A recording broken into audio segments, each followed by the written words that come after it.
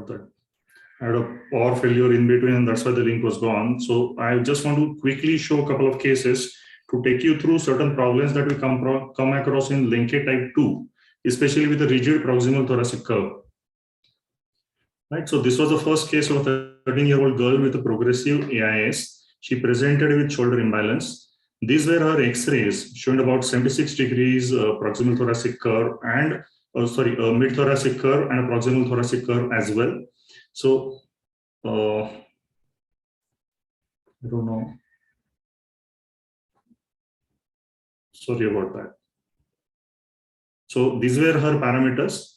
She also had a reasonable kyphosis, the cervical axis tilt, T1 tilt, as well as certain other parameters of radiological shoulder height were especially taken because we are concerned about her cervical curve. The proximal thoracic curve was giving rise, I don't know what is happening.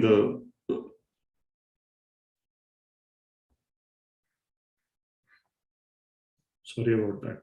The slides are just jumping. I don't know what's happening with that. So this was the pre-operative. So the decision was taken from D4 as her right shoulder was up, downwards to the UIV down, LIV down. We did multiple Ponti's osteotomy to reasonably correct the thoracic curve. And because of the hold of the screws was not so great, we added D3 to it, making sure that between D3 and D4, we did not distract it. We got a reasonably good sagittal and coronal balance. Her clinical balance was also quite good later on. Initially, she had a little bit of cervical tilt, the neck tilt on one side. On the postoperative parameters, we saw that the T1 tilt was better. The cervical axis tilt, however, was quite astounding. But later on, after 3 to 4 months, clinically, she improved a lot. Sorry about this. Each time I have to do. So on the right side, you can see that clinically, she is doing absolutely all right. But the concern was that her cervical tilt, axis tilt was significant. Somehow clinically the neck axis tilt wasn't so good. So this forced us to think of certain parameters in each time we come across a Linke type 2 curve. So this was the next patient, 18-year-old guy with a progressive deformity. You can see over a period of time from 2017 to 19 to 21, his curve angle is increasing. His proximal thoracic curve was again very rigid, remaining more than 25 degrees on bending, making it a Linke type 2. These were his clinical photographs. And this was the photograph just prior to surgery. The bending film showed that the rigidity was quite a lot. All these curves, they require extensive releases to get a reasonable correction. This was 85 degrees. The kyphosis was less. This was a hyperkyphotic curve, making it a Linke 2A negative. Now, in this case, we decided that probably we'll go a little higher up with our last experience and decided to go up to D1. Because there are quite a few literature references which say that if you have a significant proximal thoracic curves and if you're concerned about a neck tilt, to correct the T1 tilt, you can go up to that level.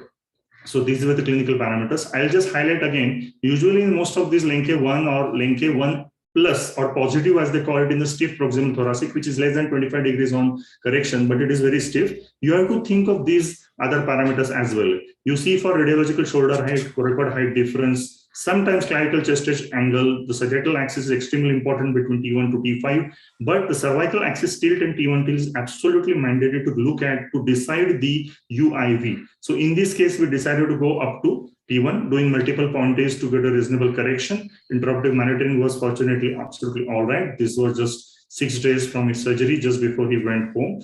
And he is doing absolutely fine. This is what it looked like. Mild bit of translation mechanical axis, but somehow his shoulder balance and neck was excellent. Still little kyphosis, we just couldn't get it above a certain degree. Again, the periapical screw started giving in. I always use strategic implants, not very heavy on metal. Clinically, he's doing excellent, except for the kyphosis. This was his final picture. So just to summarize, these are the parameters you have to see in Linke type 2 when the proximal thoracic curve is a concern and neck tilt is a concern. Why so? Because it is known that if you see the health-related quality of lifestyle issues, as much as shoulder imbalance, neck axis tilt is also important. Now, there are enough literature evidences to say that two are not actually very closely related. There could be good shoulder balance, but a bad CAT and vice versa.